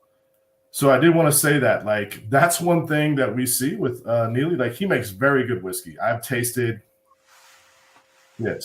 I don't know, over 150 barrels, 200 barrels right now of that, and Jackie's tasted, more. And there are some fantastic. That was 18-month-old. No, 24-month. Yeah, 24-month. And I can tell you this one, like this is another one. This is the we call this one the Mile High. This one was the wheat actually that he did. I would say that he's won a lot of awards for that stuff and done so well. So I want to say that there is very good whiskey that we're pulling, and there's also very different barrels from barrel to barrel. Jackie there is a lot of difference from barrel to barrel, and that is actually cool with how the yeast plays into it, the wild yeast and all that. But that also is a challenge. So give Jackie even more credit. The challenge isn't because the whiskey is good. The challenge comes, how do you could put 10 unicorn barrels together and create a muted piece of shit whiskey. It doesn't play like people talk about. Yeah, you can actually ruin whiskey by using several unicorns, and it actually takes away those highlighted things. Why we do, and we didn't really talk about the batches really, but we're doing 7, 8, 15. Batch 5 is the biggest batch that we did. So it is truly small batch whiskey. Batch 1 was 7 barrels, right? 7 barrels, correct. Batch 1 was batch 3 that you're sipping on is 4 barrels. Only 4 barrels. Wow. Yeah. So batch 4? That's it. Yeah. Batch 4 is 8 barrels in batch 4. But when you do that, you don't get to hide anything, right? Sure. If you make a batch of 1,000 barrels, you can hide whatever the hell in it. And a batch of 1,000 barrels is going to taste really similar to the next batch of 1,000 barrels, to the next one, to the next one. So it's a little bit more labor intensive, but it's almost like each batch is its own single barrel. That it's that kind of snowflake difference. Sure. So like if you think of it going that way of like, oh, I've had some Four Roses single barrels that I really love, and I've had a couple that I really don't like. Like it's literally the exact same template that this is doing because every barrel is showing up in the batch when you do it that small. Yeah, Makes So, yeah. sense. Makes sense. Mm-hmm. You still haven't told us what I should look forward to. Oh well, we can't. I want to know more about that Madura. The Madeira. I mean, When is it getting released? It is. It's out. It's been getting picked up. It'll be in Kentucky. I think Sealbox got some of it, and Colorado. It's not on the shelf yet. It will be coming out. It's pretty limited. Sealbox doesn't have any. I already looked. I was trying to buy a bottle. It's not there yet. It's not there yet. It might be in their inventory, but the reality is with these, this one it is pretty limited. It'll probably be about. We all have full transparency. Probably be about 24 6-packs per state, honestly. Who's my rep? Who do I need to talk to? Who you guys distribute River with? City in Kentucky. River City. Okay. River City, yeah. I would love to see a bottle end up with you there, or some bottles, a case. Yeah, absolutely. I will make it happen. Yeah, I think it's great for people to taste it. And there's a lot of finished product out there. And I saw your show on finished product, obviously. And I know where, the stance is on that. I can tell you with 100% that we didn't fuck around with this at all. Excuse my language. Like, there is nothing added to this. This is Monday Sucks. You say whatever you want. You can say whatever you want here. I told you this is why we are not everybody cup of tea. All right. But I have to remind you, I tell people all the time. Yeah. We have a segment. We really do have a segment as you done fucked up for a reason. Oh, that's right. Yeah, that's right. We have a segment that is called that because truly, and somewhere around the line, I truly believe that overzealousness is great, but every now and then people get a little too overzealous and they end up actually making it on our list. Well, we don't want to be on the list of those. Trying not to fuck up anytime soon. But I will say this, Jack. We've actually, I think, disclosed more about our story on your show than we have any other show. So I know we got to you later, but I will say that this has been a very good conversation. I blame Jackie for this. Well, I don't know. I can't. Busy. I'm sorry. I'm sorry. I'm giving you an apology. Jackie, you're not busy. You left me on red. This is where my feelings got hurt. I'm like, Jackie left me on red. Like this kid waiting for his date on what do you guys call that in America? What is it? When you have to go to the dance? What is it? The dance? Oh, like your prom date? Prom date. Prom date. That's what it is. I got left on red. Waiting with my I mean, we're going to talk about prom dates. My proms were never good. My last prom date made out with. Go to mine. So, yeah, I didn't go to the other one. I didn't go. So you know what, Jack? Don't feel bad. They were never up to the hype they were supposed to be anyway. But Jackie's more than that. And you know what? She wanted to be on the show just like me. And I will say this. So I appreciate. No. I'll have to be honest and say I'm glad you guys came. I'm glad I got to taste it in front of y'all because I really did not want to make an opinion based. I keep my hand on the pulse in the industry to hear what people think about new brands that are coming in. I'll be sure to eventually I'll make a video on TikTok talking about understanding the difference and the depth, because I think that's really what the one thing that comes in is understanding the depth of a whiskey is not a newbie's game. It's really somebody who's seasoned game to take a whiskey and really get deeper into it. And a lot of people are quite hasty to say they don't like a whiskey without actually giving the whiskey the chance, right? Really looking at the whiskey through multiple layers or multiple views, lenses. But I'm glad you guys came in. Jackie, I'm glad you came to explain yourself on why you don't like me, and now we became best friends. So it's clear now. I will keep an eye on everything you're doing now, to be sure that I understand really what is happening in the Hidden Barn series. I'll have to say you guys are still so new, so freaking new, that I can only say I cannot wait. If this is how you are starting, I cannot wait to see what actually comes in the future. Well, thank you, man. I have one quick question because you're in Louisville, Jackie, and so am I. Does your phone number still start with 314? It does. Cool. It does. Yeah. I All can't right. let go. I've had the same number since like high school. Like I can't let go of it. So I wanna I make need sure to talk that to someone from like 2002. Like gotta keep that channel open. the one thing I want to say is congratulations on Hidden Barn. I love the idea and the concept that you guys have. When series 2 come, feel free to come over. Please. I really Please want come back on the show for because series 2. I want to Seriously. make sure people understand, because I will be honest. I will be very honest. I told this to Tim last week. I'm like, I don't know about these people. Yeah. I like we Nate. had a lot of conversations Yeah, about I'm you like, guys. I like Nate, but I don't know about this whiskey, because from what I'm hearing on the whiskey streets, I don't know if I like this. I want to make sure I talk to them to understand really what's happening. This is me being very transparent, and I love when I hear things. I go, oh, I don't like them. I'm like, okay.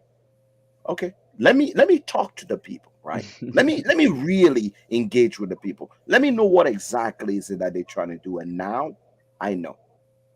Yeah. I know, and what that means is that Monday Sucks is now one of your homes. So when another series come out, when you think of doing something completely weird and different, feel free to come here and tell us, because we'll be more than happy to tell everybody. I'll have to also say that this is the most engaged our viewers have been on this show. I'm looking at the views, and no one have left since they actually came on. Everybody's watching, either because they really like Jackie, They're or waiting for me to respond to all the shit you've been saying to me this whole time. That's what's waiting. They're all just on the edge of their seat, like, it's because every time I end the show, I say we get a Hidden Barn. My first question to Jackie is, why don't you like me? But now it's I pretty love clear. how like you have already assigned how I feel about you without ever even asking. I know. True. I know. I You know. give her a Ask chance, me bro. right now. I had to. I had to cry. I had to cry wolf the whole time, because I'm like, since March of 2020, I've been looking for Jackie, and she read my message and it's like, who is this guy? I don't know I about see him. a lot of messages, and I'm one person that actually is running multiple brands for multiple different Bro, industries. here's what, you know what? No, I'm gonna say this. I'm gonna say this in your defense, because we did have a conversation going for a little bit, and then you got super slammed with whatever you're going. But I'm gonna read your opening line to what you responded back to me. Hey there. Sorry for the delay on this. This is a crazy time of year as we're close to the fiscal calendar and, of course, Derby. Oh God, yeah. If you've ever seen what Jackie had to go through with Derby with Brown Foreman, I mean, That's some bullshit. Y'all don't even know. Yeah. So I have no hard feelings against anybody on this podcast. I'll be very clear about that. But I am a busy person, and I can't. I'm not. You know what, Jackie? I'll meet you in the woods. That's what it is. We meet in the woods. Please don't have a shotgun. I'll let you have an arrow, but not a shotgun. According to Nate, you're more dangerous with a shotgun. So no, how about this? I'll do you one better. Okay. You'll meet me to have a glass of the Series 2 release. Yep, absolutely. So that we can absolutely. then wax it all over. I'm only on Frontier, $69.99 flats away from Colorado. Omaha, Denver is $79.99 through Frontier. I probably will sit like a sardine, but I'll make it to make sure I come. You guys both come out here when Jackie's in town, and we will have a pour and hang out in the old whiskey garage, my whiskey garage, and we will we'll have some I'm fun. About all of that. Absolutely. Yeah. But I want to make sure you guys know, Monday Sucks is now one of your homes. You have our emails. If anything needs to be released and known by the public, feel free to send it over. We'll echo it to a lot of people. and for people to know exactly what's going on. This obviously will be recorded and left, and I want people, because I hate I hate um perception. I like this raw, straight no chaser. Now that people heard from you, Jackie, exactly on what you do and how you blend, you from Nate, what the vision is. Now I know more people are gonna go and see, okay, maybe I need to add a little bit of water in this whiskey, or maybe I want to try a different batch to see. That's all I want. Because at the end of the day, as this brand start, give it a chance. That's all I need. Just I will say this. I'm going to say one thing because I know Jackie wants to say it, and I definitely want to say it too. But yeah, the reality is there's a ton of people out there that love Hidden Barn, that have been drinking Hidden Barn, correct. Hidden Barn. And there is the street you've been hanging on, Jack, and the people you've been talking to. There may be people there that don't like it. How is that my fault now?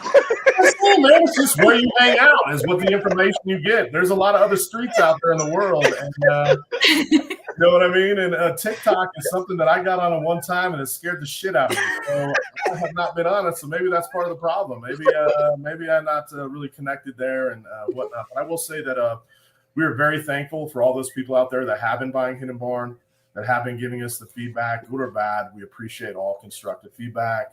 We are trying to make a product for whiskey people that love whiskey.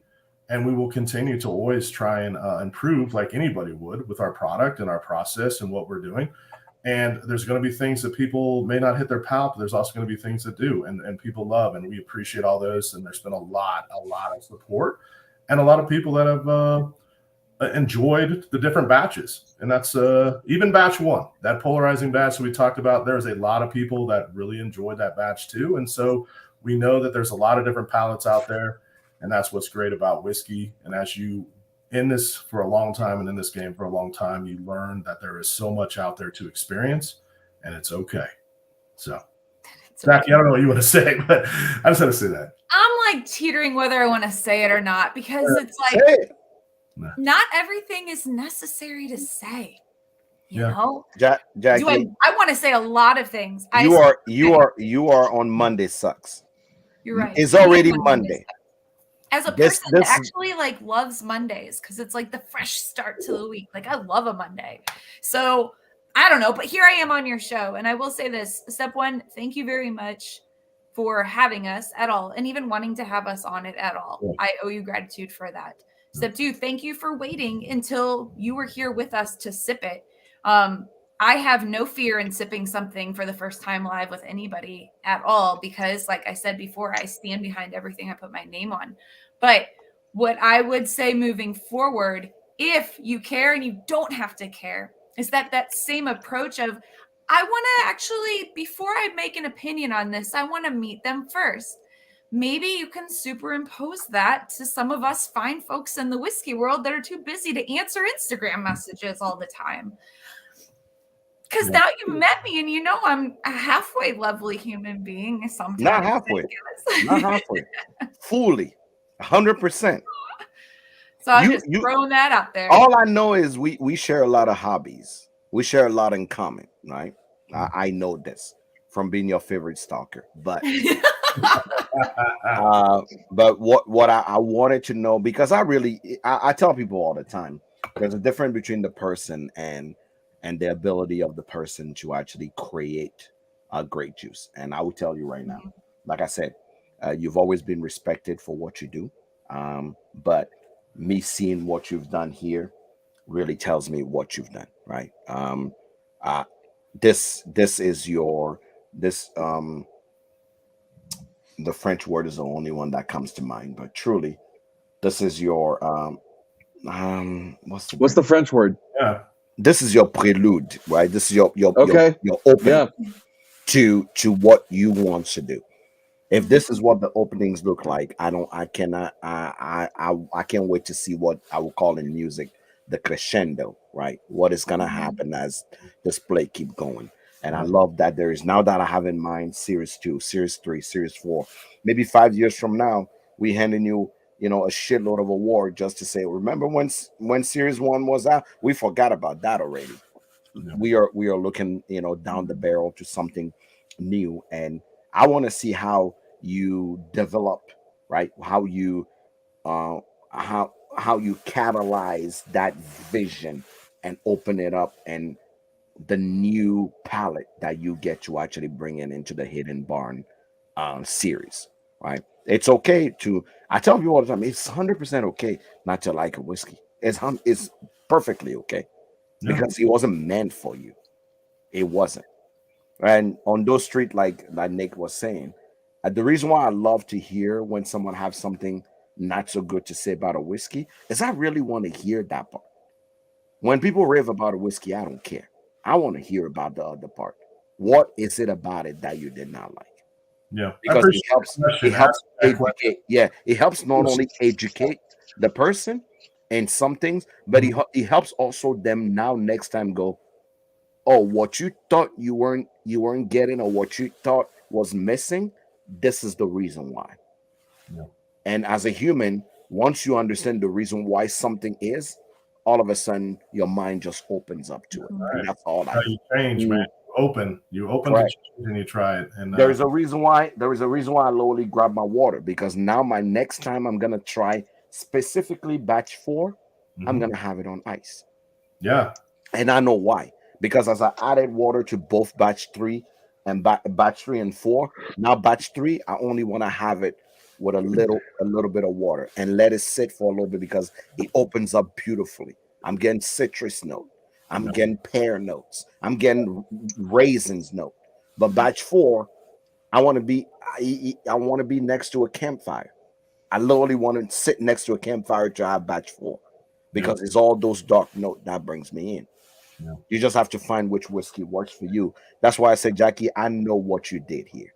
I understand what you did here. Well, they're complex, man. These are complex whiskeys, and they deserve to be, like I said, explored.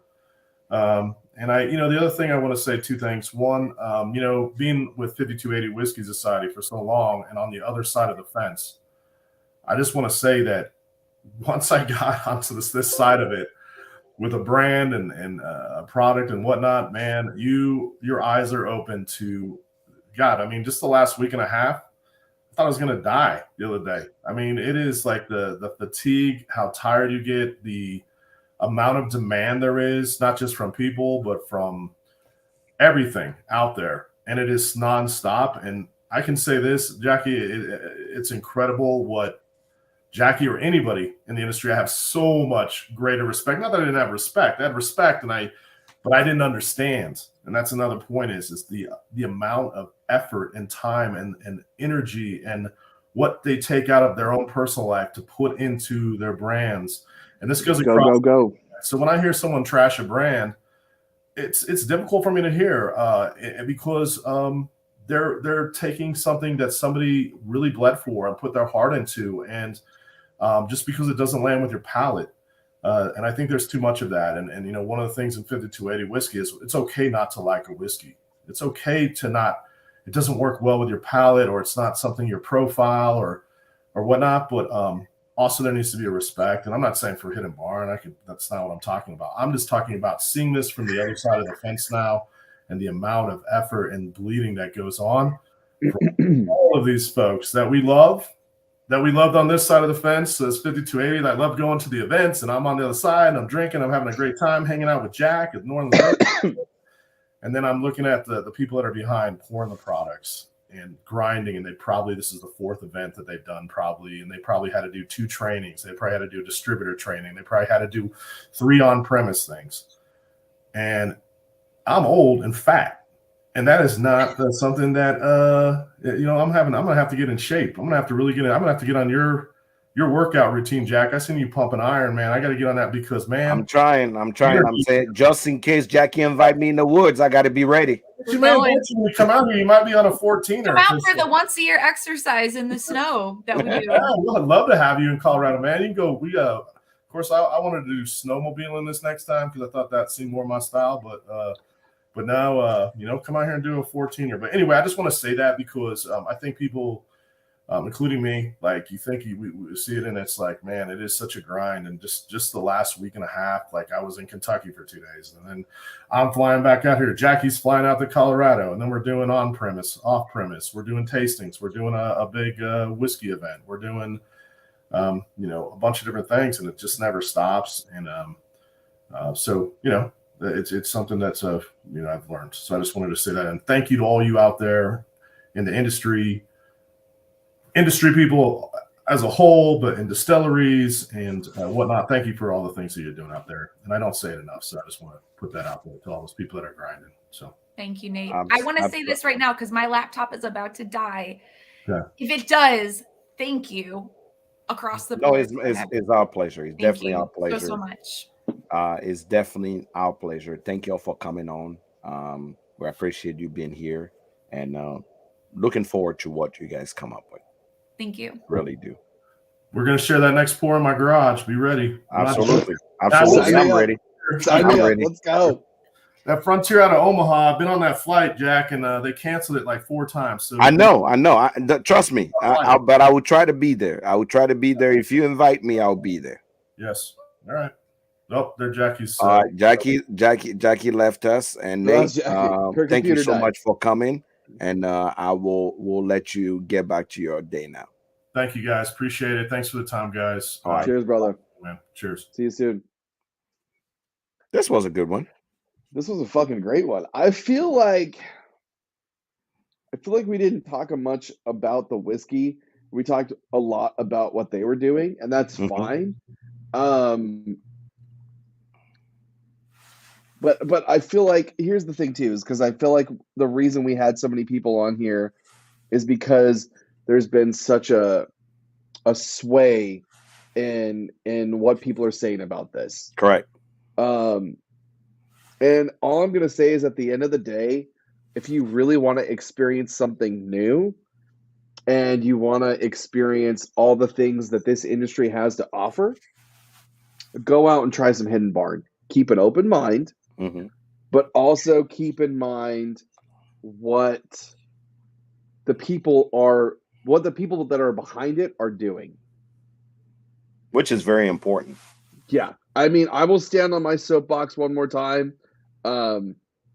Seriously, everybody watching this, consumer-wise,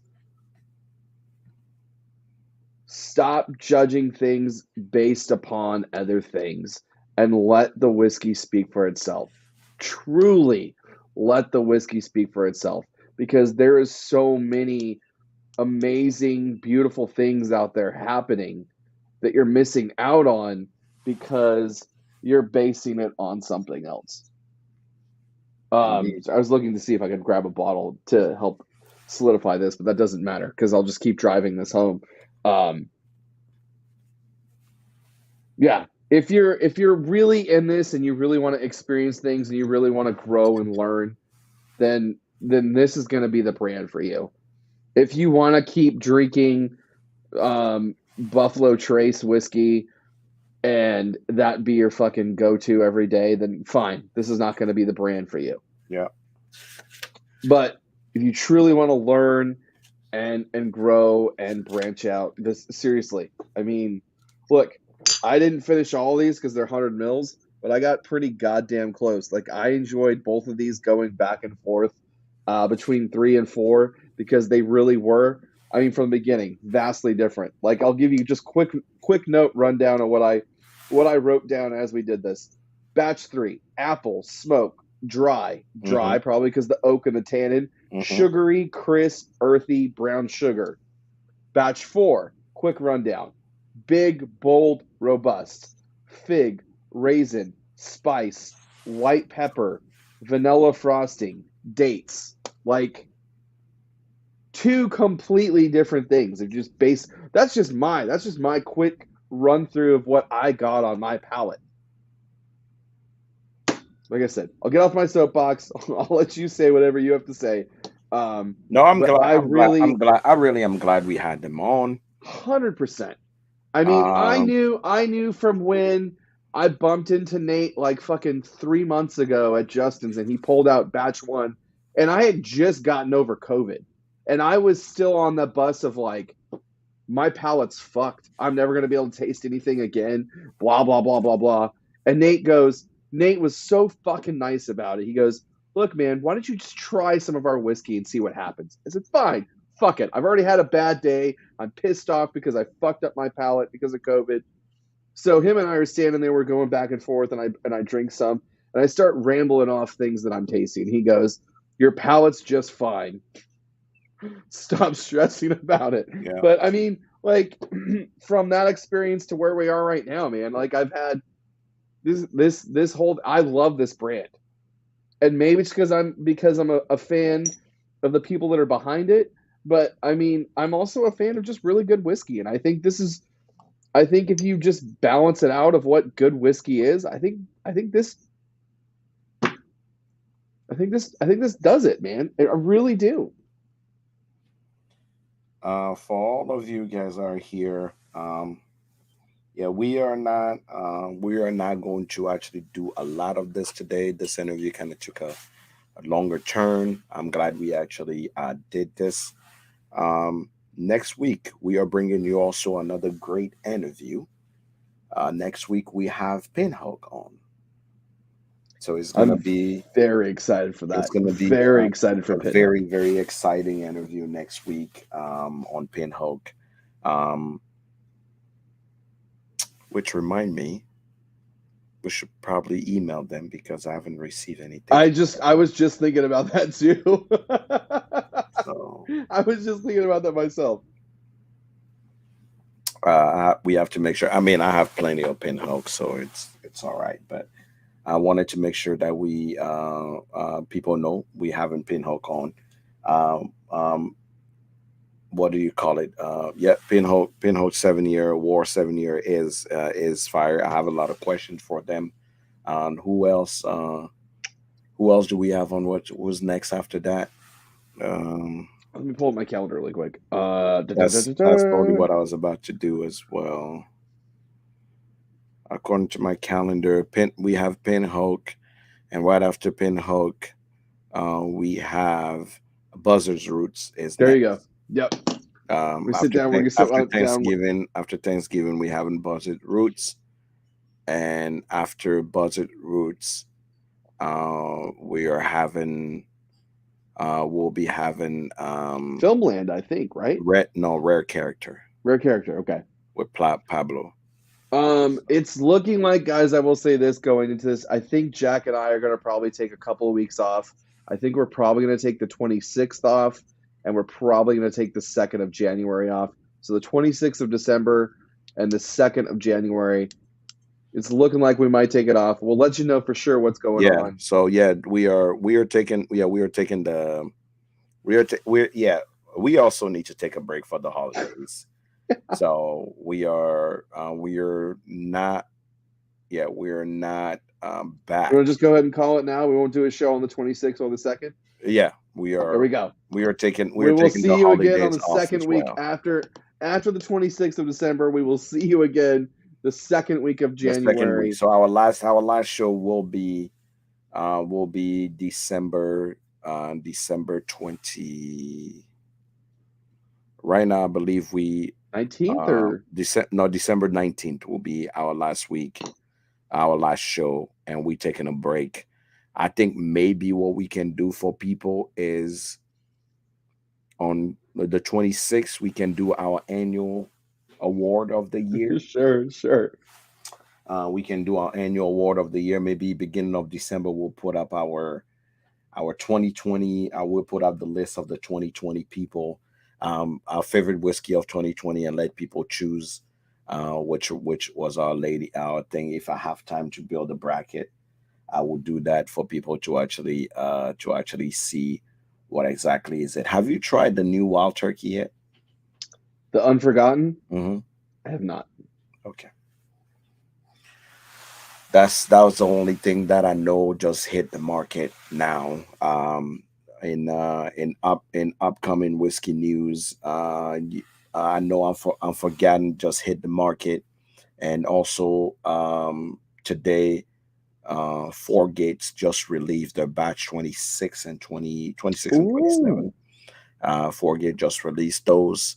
For Blue Run just released the Emerald. That is also coming on the market with Blue Run, and The rye. I Yeah, actually just got a the sample of that in the mail today, the and I emerald am very excited to try it. the emerald rye from Blue Run is what is just got released. For people out there that are into the new stuff, Taylor Barrel Proof just hit the market as well. Um, out there for the people, we did tell you about BTAC. BTAC is already out on the market for other people, and um, new things coming. And for all of you guys, if you follow me, if you're anywhere here in New Atlanta, remember Afrofusion Atlanta is December 3rd. For all of you guys here, so make sure you tap in, make sure you follow. Tim, tell the people where they can find you.